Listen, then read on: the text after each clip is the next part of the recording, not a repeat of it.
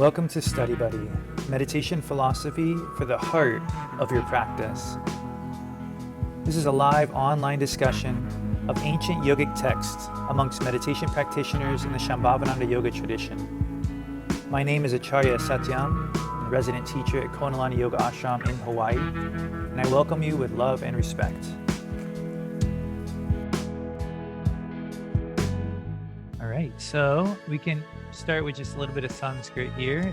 Sort of a mouthful. These next two sutras are almost like sentences. They're just very different than the previous ones.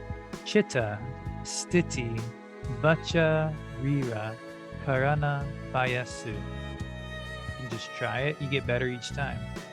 Chitta, Stiti, Vacha, Rira, Karana, Vayasu. The awareness of God consciousness should not only be infused into that state where your mind is establishing one-pointedness, i.e. on the cushion, but it should also be infused in the establishment of the yogi's body, in their actions, and in their external objective world.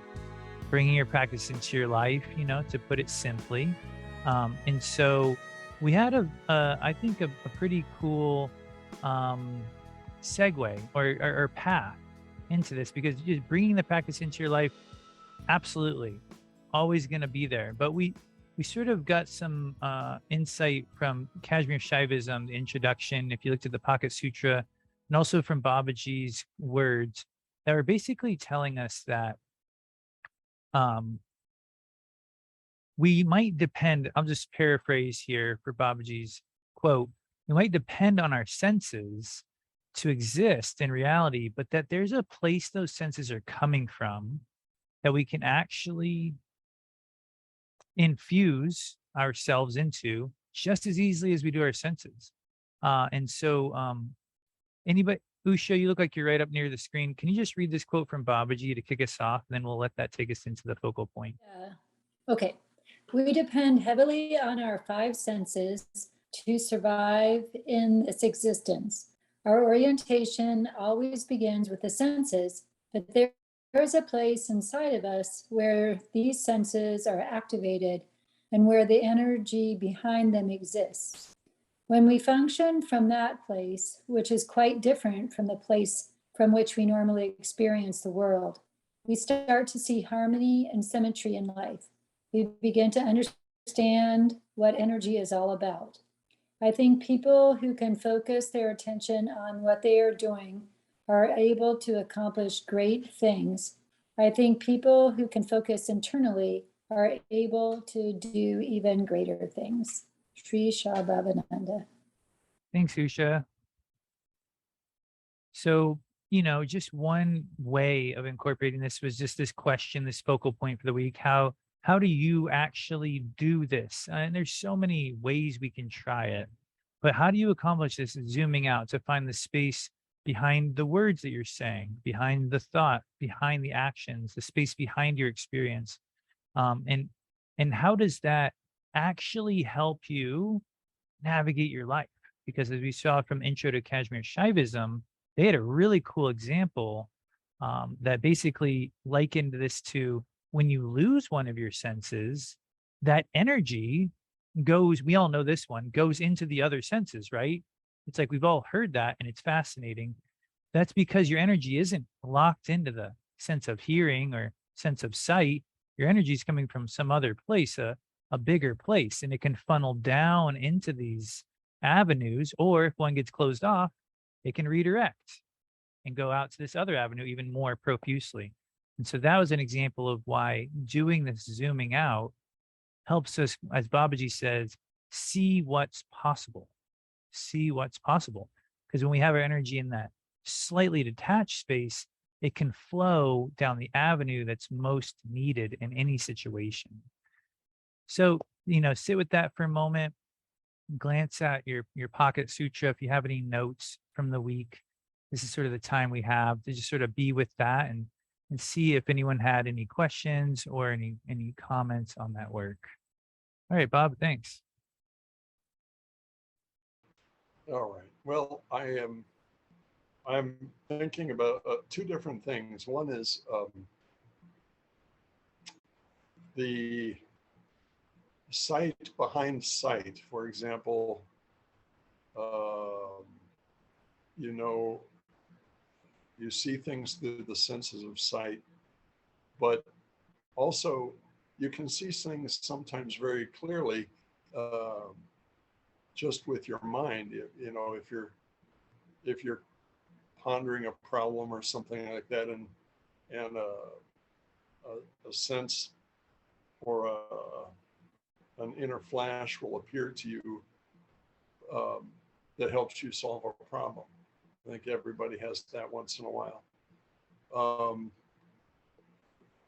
Also, there's the sense of hearing behind hearing. And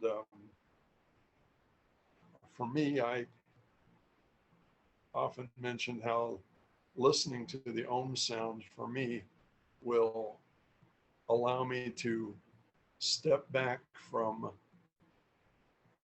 what else my senses and the outer world are trying to get me hooked into. And if I do uh, listen for that sound that is not in the ears, but behind the ears, or uh, gosh, how to explain it? Anyway, is the Om sound that often, if I'm in a situation where it's possible to get into an argument, if I listen to the sound, it pulls the energy out of my outward senses and allows me to remain quiet long enough that I don't get hooked into the outer world. Mm. And I find that to be a very, very useful tool. Mm. Nice. Yeah, I like the how you sort of broaden that understanding. It's if we can work with this in any capacity, it just limits the amount of hooks there are to sort of pull us externally. There's nothing wrong with the external world. I mean, that's like this this constant concept we're trying to come to terms with. But there is something about being pulled into every distraction that we can all recognize as being quite exhausting. And so when we're able to use any tool that just gives us that ability to hear something a little bit bigger, like how you're saying that Om sound gives you that space, that little bit of space, which is actually the topic of the next sutra. And that gives us this opportunity to direct our energy. You know, suddenly we at least are making this conscious choice. Are we going in or are we going out? You know, and so when we're able to do this little bit of surrendering via our senses, um, we can make that choice. Otherwise, we just tend to get pulled out. I mean, it's just like a current, you know, just really strong. Sight behind sight, sound behind sound. Yeah. And you're like, how do I describe it? Yeah, I know, right?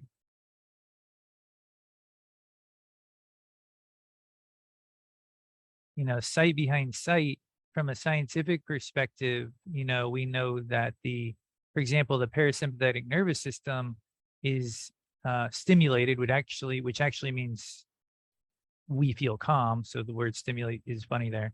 When you can see the peripheral vision, can you see the peripheral vision in the room that you're in? You know, you can see the screen, it's not, doesn't disappear, but can you see this wider space? And this gives you just a taste of what the yogis are talking about with the power of vision, the power of seeing, how that offers us this opportunity. And it's like you can feel how it's actually quite challenging to keep your attention. Can you keep that peripheral vision going? Like it keeps wanting to narrow, right? I don't know if you're anything like me, just it keeps wanting to narrow. And I can feel there's this like almost like constant, subtle power to like, yep, keep peripheral, keep that wide space. And so if you can taste it visually by just doing that practice, you know, that's the direction we're talking about.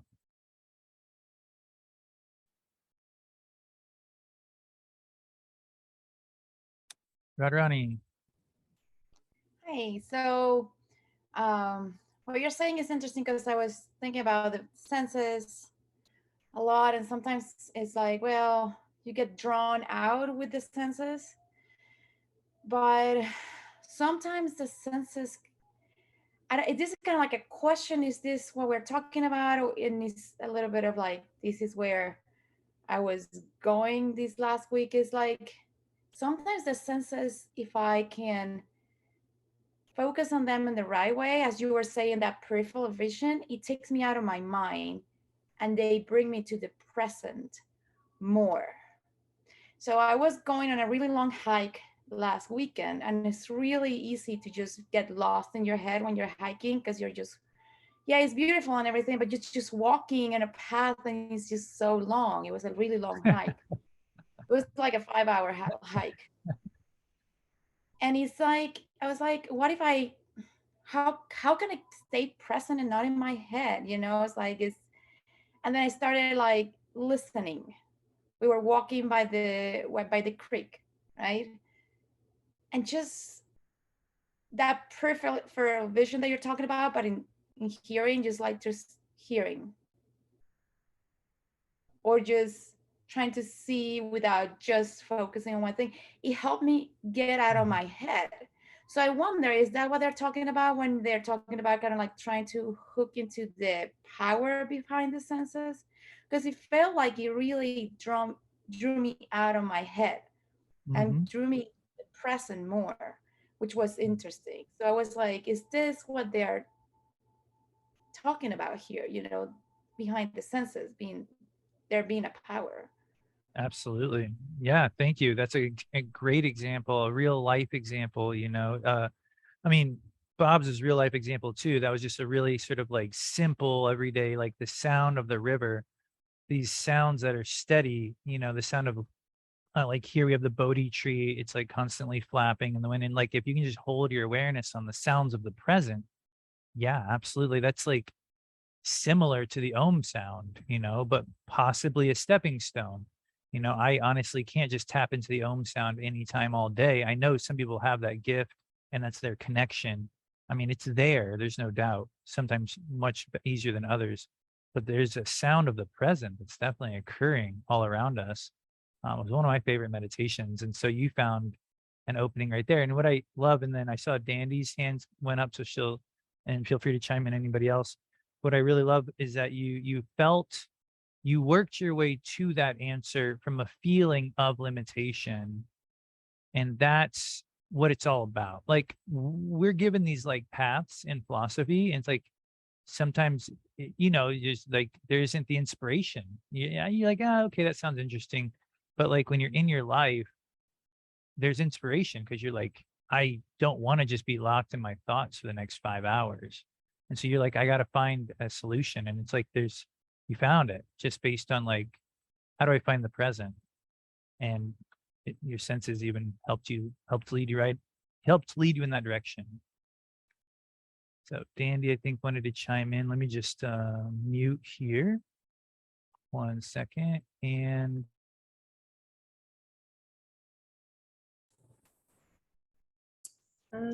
Can you hear me? Okay. Yeah, something that you were just talking about actually reminded me of a meditation that sometimes I try to practice whenever I'm going on a hike. Is just kind of, we have this tendency to like label everything like, oh, look, that's an oak tree. Look at that green thing. Look at that bird. I wonder if I know the name of that, just this labeling. I've tried to get out of that to where I'm just being in the essence, like not even thinking of that as an oak tree, not even thinking of it as a tree, just walking and just being, using like this zooming out. Zooming out, that word kind of reminds me of like looking at things from almost like a bird's eye point of view, but not this like human tendency that we all have. I do it too, especially here in Hawaii. There's so many plants that we like to point out, but then that just kind of goes on this tangent of, oh, well, that one's invasive, or this one, oh, I heard about a story from this, it just kind of is never ending. I totally get that. And so I've just practiced just trying to walk and just see everything like a child would see it. Like they don't know the names of all these things. They're just like, wow, I'm in the forest. I mean, if you even want to call it that, just being with the energy of everything. And the other thing I wanted to say was the word space. I think I remember Faith saying that Kali also represents space. She is like a space holder. And so it kind of just makes me think, like, instead of hyper focusing, you know, maybe someone, for me personally, it's like maybe someone said something and I'm like trying to think, what does that mean? You know, and just going. But if I zoom out, like, what would Kali be thinking right now? You know, she's just like, you're in an ashram, you're expanding, you're washing a dish, just let it be. You know, I don't know. It's just kind of getting out of that lizard brain. Yeah.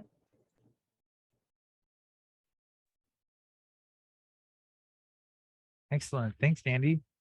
Yeah, I know that practice, you put some time in on that practice in the woods. That's pretty cool. You're able to share that. And I know you probably just had a recent opportunity to do that at Volcano. It's pretty awesome.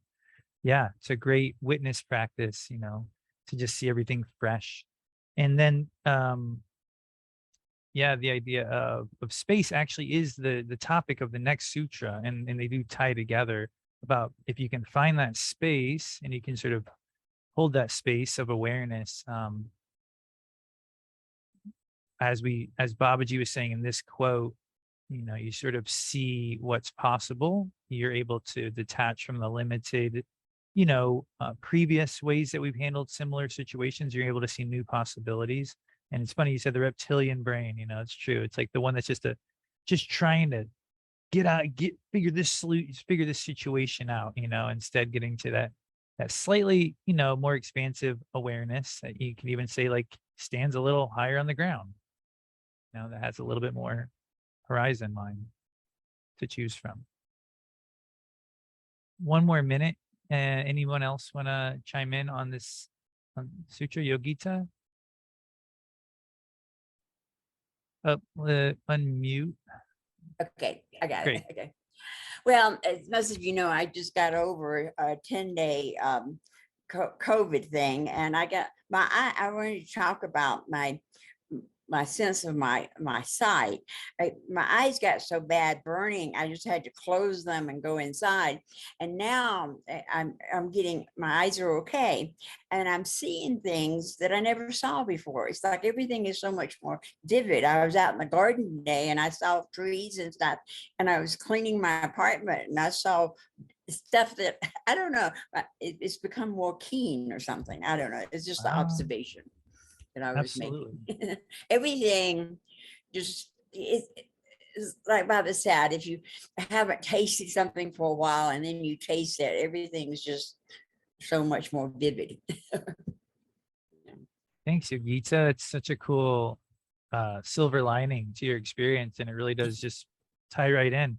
You know, we step back from the experiences that we sort of cling to, and they actually become more vivid. You know, if you step back from it over a period of time, it's like very obvious, but even just on a daily basis, it would seem to imply that when we're in that slightly more expansive space, the experiences are more pronounced. Nice.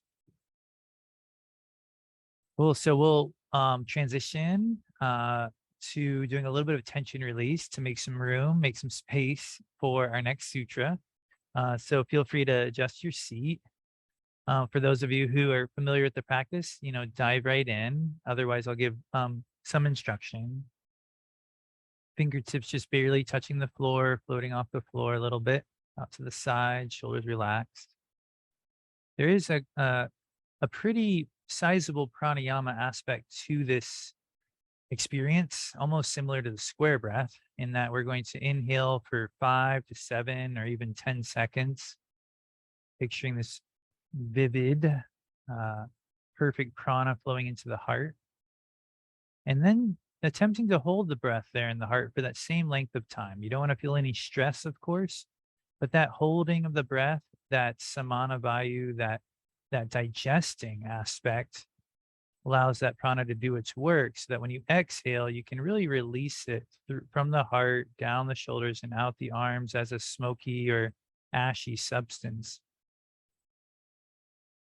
And you can even pause after that exhale and just sort of hold that moment for just a breath, you know, just a moment. and then let it pour back in. Try it again.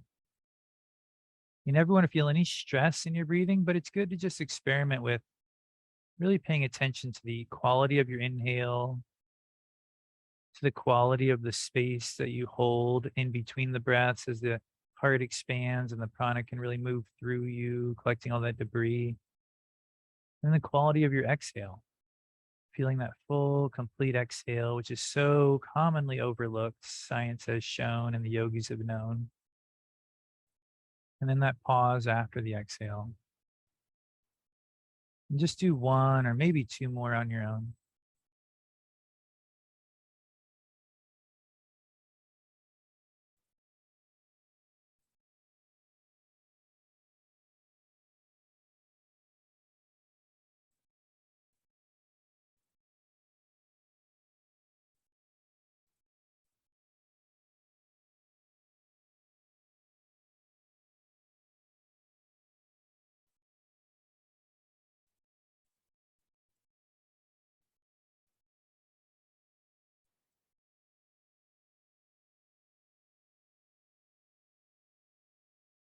After that last exhale, whenever you get to it, no rush, flicking out the fingertips, wiping off the arms.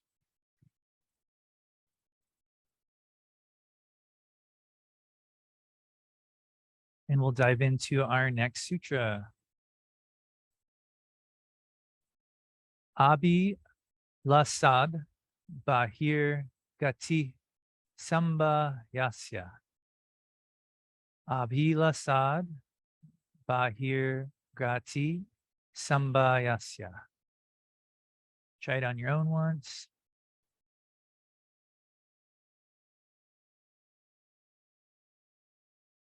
All right, here we go. Due to the insatiable and insistent desire to fill that gap in their nature, the yogi, their flow and movement are toward the objective world, not subjective consciousness. And so they are carried from one birth to another.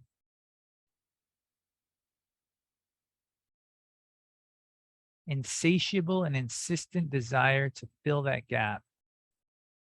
We flow towards objects, not towards consciousness. And that flow is what carries us from one birth to another.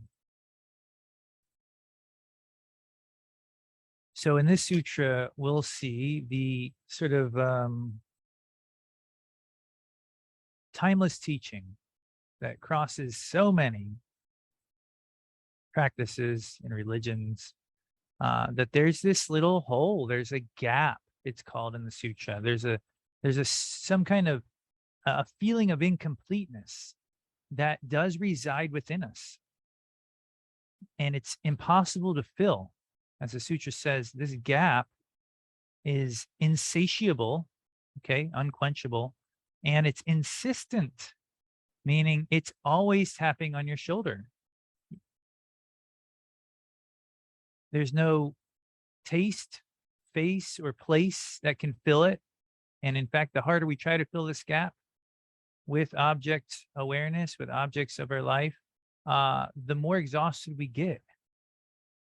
And even good experiences are eventually consumed by this space inside of us. Swami Rudrananda once said that we abhor this space, that we try to throw it away in the garbage, in the alley. We want to get rid of it. He said, but in fact, this feeling of incompleteness can become and is our greatest ally in growth, because it's how we work with that feeling that determines our experience of reality, that determines our growth, that's where it all pivots around. So it's nothing you want to throw out or fight against or anything. We actually really want to learn how to relate to it consciously.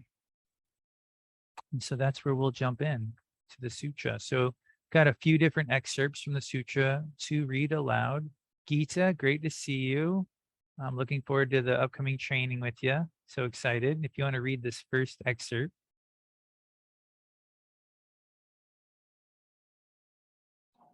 Okay.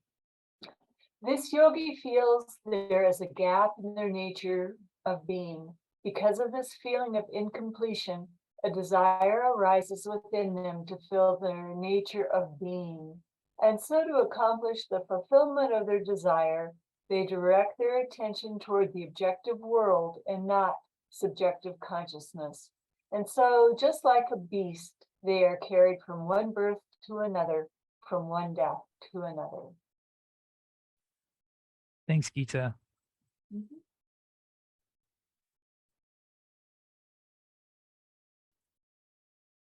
All right. So it's a nice sort of paraphrasing, rephrasing of our work. And just to get a little bit more technical, to look a little bit deeper into the nature of this gap, we're given some insight from like sort of like the physics of yoga. Anandama, do you want to read this short and sweet excerpt that tries to tell us a little bit about this gap? Well, I had a question too, but Sure. So in this quote from Svachananda Tantra, we are told, Anavamala, which has appeared by perceiving one's own self as incomplete, is ignorance, avidya. Because of this anavamala, desire, abhilasha, arises, and one is carried outside to the external world and not to the internal world of spirituality. Thank you. And go for it. What's your question? Can this also happen as you're maturing spiritually and you start to see the separation, like in the witness state?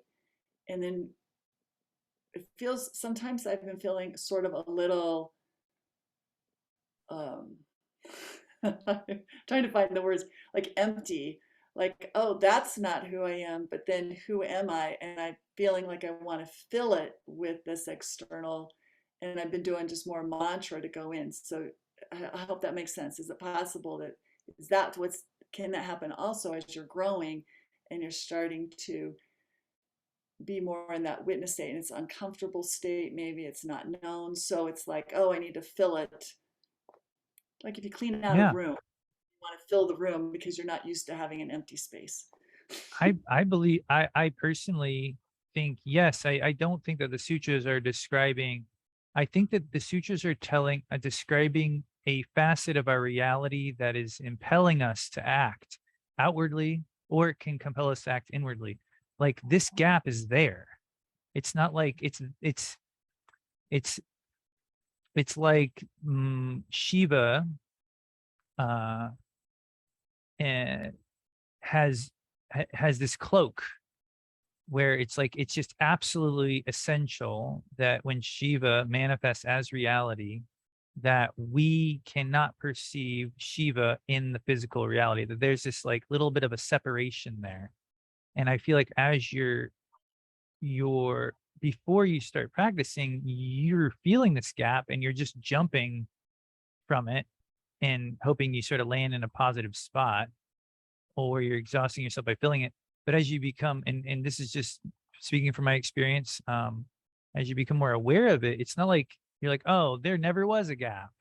I think it's almost like, oh, that was the space of my awareness. That's the space of the witness. That's where I am. Okay. So it's like before we were almost like pushing it away.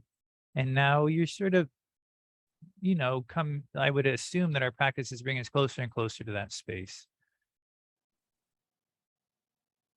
And then Bob, go for it. And I just want to just say about this quote.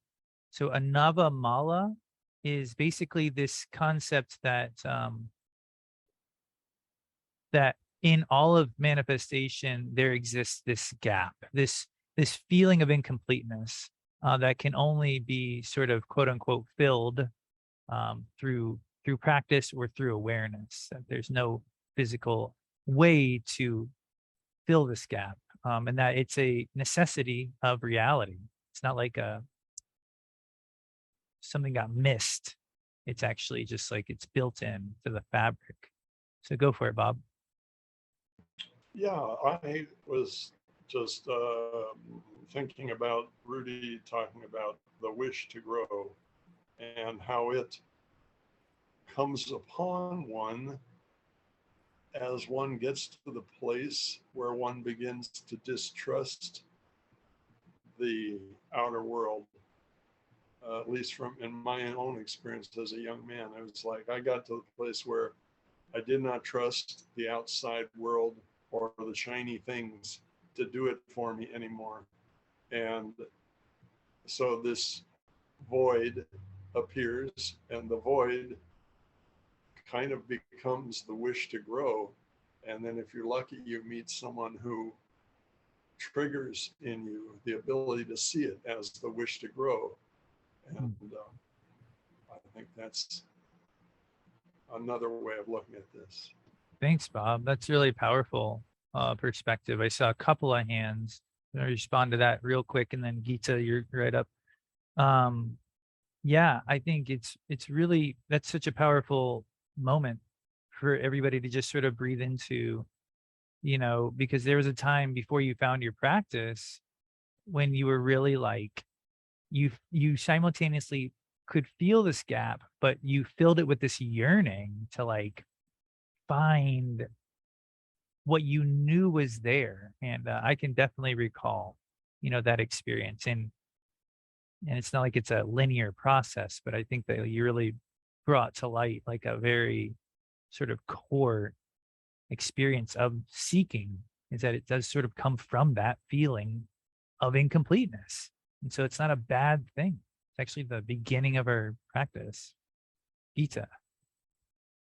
Well, I think when you're talking about that this gap resides in all of us, yes. And I think that most of us originally or initially try to fill it with some substance addictions. I mean that, and whether it's drugs, alcohol, shopping, doesn't matter. And then that wish to grow, somehow that we've reached a tipping point and we start tuning in, but until we hit that tipping point, human nature is to fill it externally, and we call that in the external world an addiction. Right. It has to be an addiction, right? Because it's insatiable, this gap. So it leads to that level of a relationship to any object. And yeah, you named a few. Thanks, Gita. And Dandy, were you wanting to follow up on any of that, or?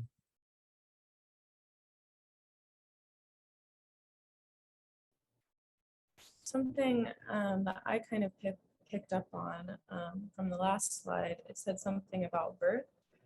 And to me, I feel like, I mean, probably for all of us, this is the most inward that we've ever been, was like in the womb space. I mean, it's like just this void, this dark vastness of just all you are is awareness. Like you don't have clothes, you don't even have a name yet. You're just a soul that's being created. And as soon as you're birthed, it's like you're just kind of filling your life. It's like, do you want this toy? And then as you get older, it's like, okay, now to go to school, got to fill my head with all the things. And then you graduate and it's like, got to get a job, got to fill my time, got to get an apartment to fill it with furniture. It's just like always filling this gap that we've felt since we were the most inward we've ever felt, which is like in the womb space. And I feel like for me personally, whenever I've gone into the witness state and I've touched that in meditation, it does feel almost like the womb space within myself of just kind of this vast, dark void. And it does feel uncomfortable because it's not what we've been conditioned since the time we were born. I find just kind of trying to breathe into that comfortability and filling that gap with the breath is nice. Thanks, Dandy. Yeah, I think you really bring up a good sort of, I could really feel when you're talking that that, that palpable experience of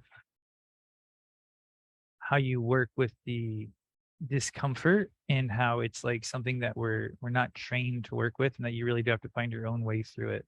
Thank you. Thanks. But you got a couple more minutes. Conversation is really going well. I did have one more slide from Baba G that I thought I'd share with us, because it sort of gives us some direction for the week. This will all be in the Pocket Sutra, of course. But let's see. Eldo, do you want to read this? Anybody who wants this, if you can see it, okay.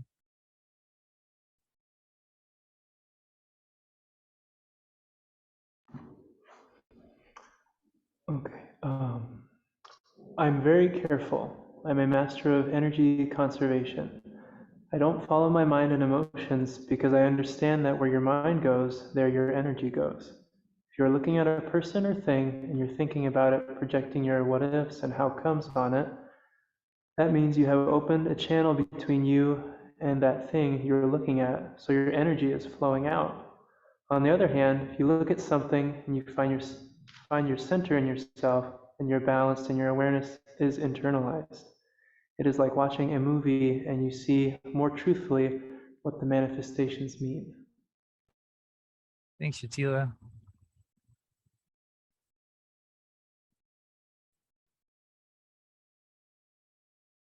So this is from Babaji, of course, as you saw at the top. And it just sort of helped me see a little bit more practically, on a day-to-day basis, how managing this space determines sort of where our energy goes. That when we feel that space inside, that's one experience. But then there's also times when we can feel, like Radharani was saying, that how the mind is contracting, or how Dandy was saying on the hike, identifying these plants. We can feel that I'm just continually making these relationships, and my energy is definitely flowing this direction. But if we're able to recognize and sort of create that space, remember, this is just the next sutra. So yes, it definitely calls upon the last sutra. This is sort of where our conversation was going earlier. When we can make that space inside, you can, as Babaji said in the last sutra's quote, you can start to get a sense of like energy, what it is. And in this one, he says, you can get a sense of sort of where it's flowing. He says, so your energy, he says, you can see if your energy is flowing out or if you can direct your energy within. And so this gap is almost like a space that directs the energy. It's almost like it's not a thing itself. It's a space for you and your awareness to direct. And so I think for me, a lot of times it might come up when I'm like, for example, if you ever feel, there's two ways I've been relating to this. One is when you feel the space and you try to fill it with something. Like, let's say you're just, tired at the end of the day, and you just feel like you're scrolling and you're just filling thing, what's the next thing? And I'm too, you can just feel how you're just trying to fill it. Or the other hand is when you're so busy, you can't feel the space. When you're so stressed, you can't feel space inside. And so in both cases, it's like we have to start relating to this space of awareness. And the way that we relate to that ends up determining our experience, in that moment. So that's sort of where we're going to leave off, and where we'll pick up with the conversation next week. We're going to meditate now. And so hopefully you do have a comment or a question that's bubbling up, and that will inspire your work for the week. So feel free to adjust your seat.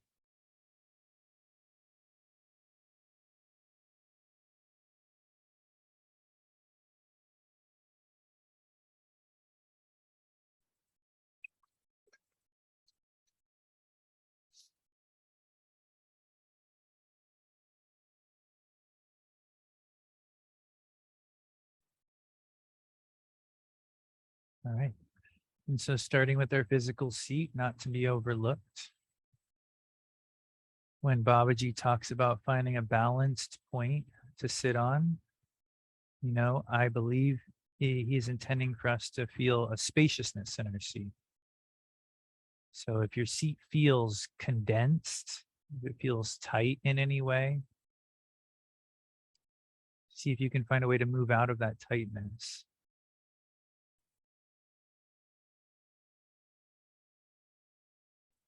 Feel the shoulders light over the ribs, the neck and head floating over the shoulders. The slightest tuck in the chin, just so slight, and the slightest upward pressure of the tongue. That hugging in of your postural core, not the superficial, just that gentle hugging around the midsection that keeps you upright, but capable of breathing fully in a relaxed way. This is the kind of space that we hopefully can maintain not only in our seat, but even when we're standing and moving throughout our day.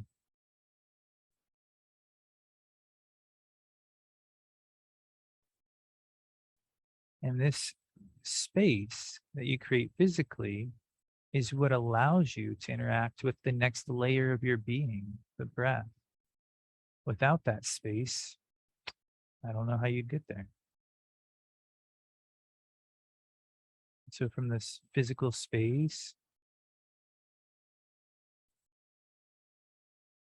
we feel the breath. At first, the breath does feel, a bit contracted usually.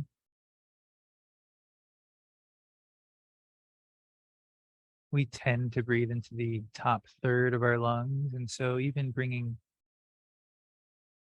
a little bit of a conscious attention to the middle ribs or lower ribs, even the lower back, almost the kidney areas. And just trying to feel a little bit more space for your breath.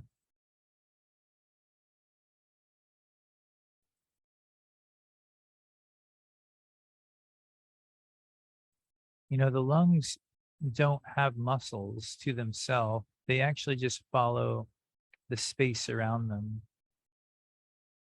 And so when you make a little space, that's actually how you allow the lungs to expand.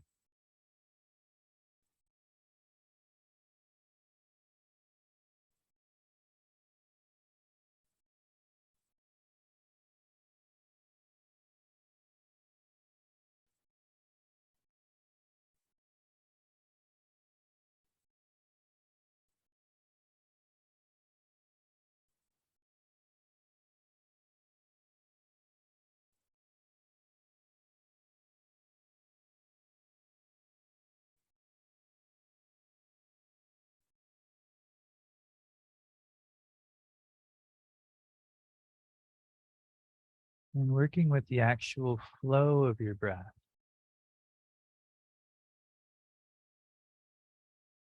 This is the next layer of sensitivity. In the flow of your breath, you will first feel your own grip. Most of the time, that's where we start from. The push and the pull.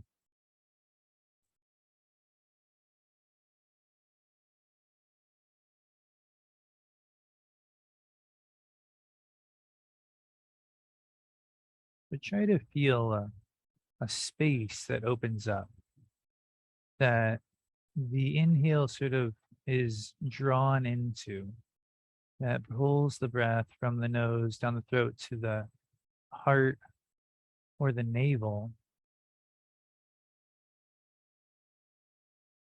And then as you exhale, you can feel that downward sort of apanavayu, that downward flowing space.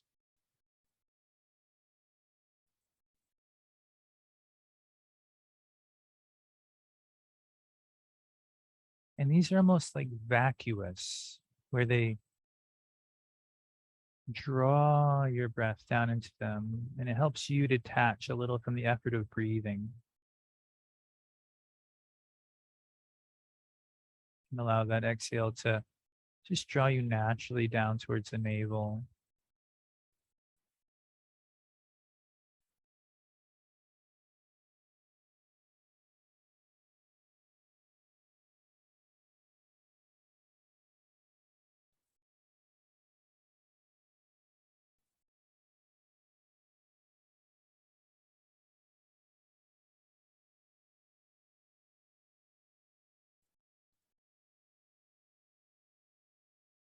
Be very light with your effort.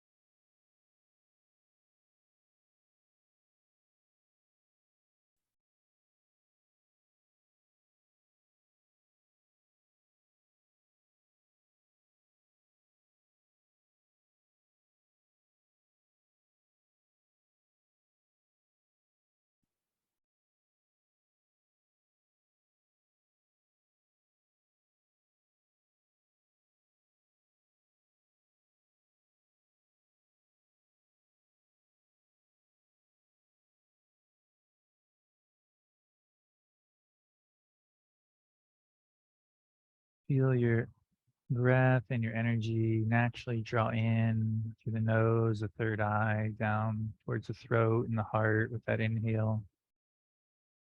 They draw in almost magnetically or vacuously. And as you exhale, let that awareness just draw easily, effortlessly down towards the navel again, because it wants to go there, not because you tell it. This space has a flow to it. There is a flow happening within us. The practices of yoga are intended to help us find and go with that flow.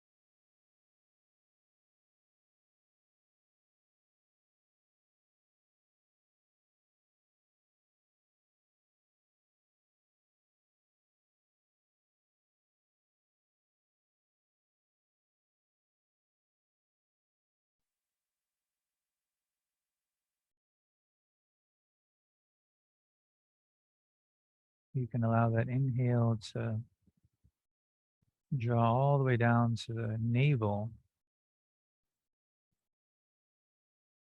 As you exhale, deeply relaxing and releasing in that space, feeling that easy downward centering drawing of our energy right there in the navel.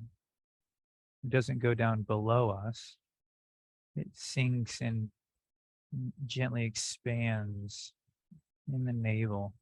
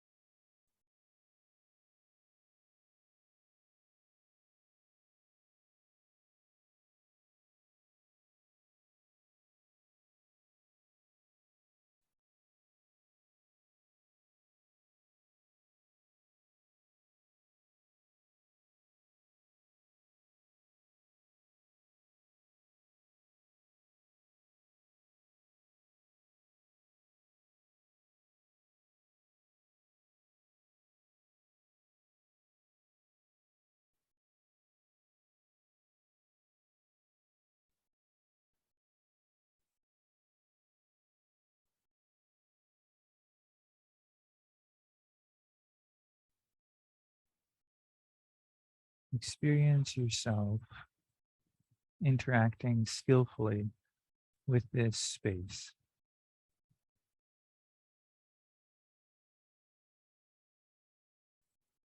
It is within this space, this gap that we're working right now, directing our energy inwards.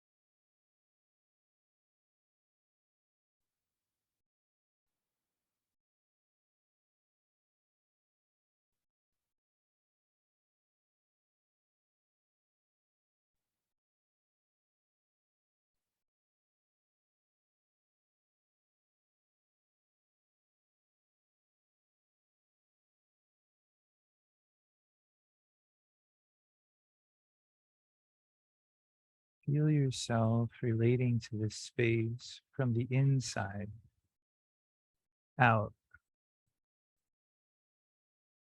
Imagine the navel not at the surface on the skin, but all the way back inside by the spine.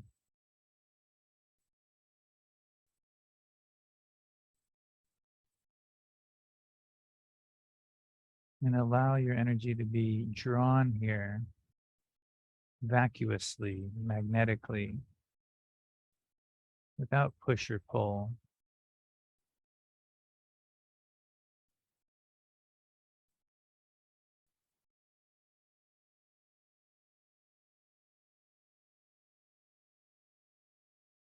Feel that wish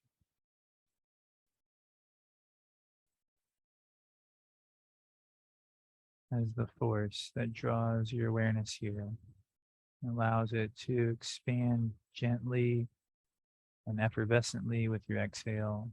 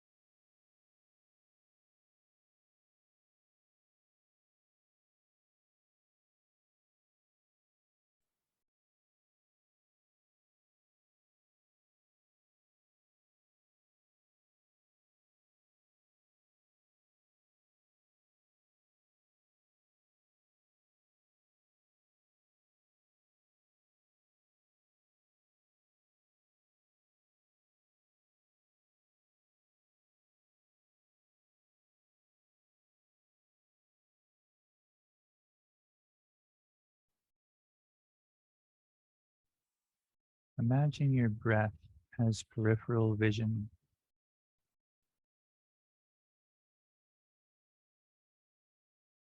You don't have to breathe harder to see to the edges of your breath. You don't have to breathe harder to breathe in a more expansive way. You just have to feel the periphery, the expansiveness. It's already there.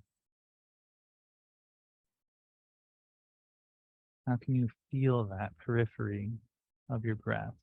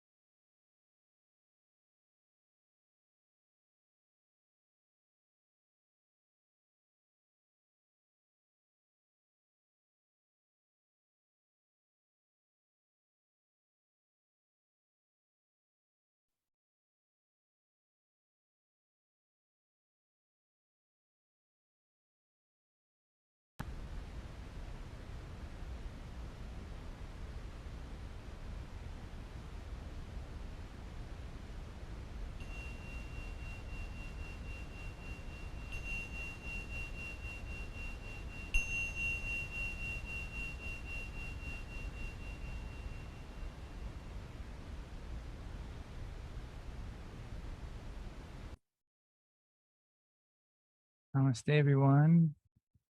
Hope you have a great week experimenting with that peripheral space of the breath, or that space of awareness, space between activities, all those, so many different ways to relate to the sutra. So look forward to the conversation next week. Look for that Pocket Sutra. My goal would probably be by tomorrow afternoon to have that uploaded on Facebook. So thanks for your participation. Namaste.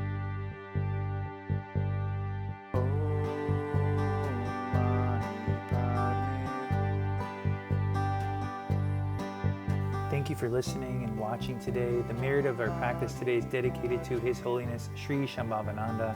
You should know that this production was done at Konalan Yoga Ashram, home to yoga and meditation teacher trainings online year-round. We'd like to just give special thanks to not only Sri Shambhavananda, but to Faith Stone for her opening artwork, for her teachings and constant inspiration, to our Sangha for their love and participation, making this class so special, for Kirtana for her opening music, also to you for practicing today. Thank you so much for being a part of this production. Namaste.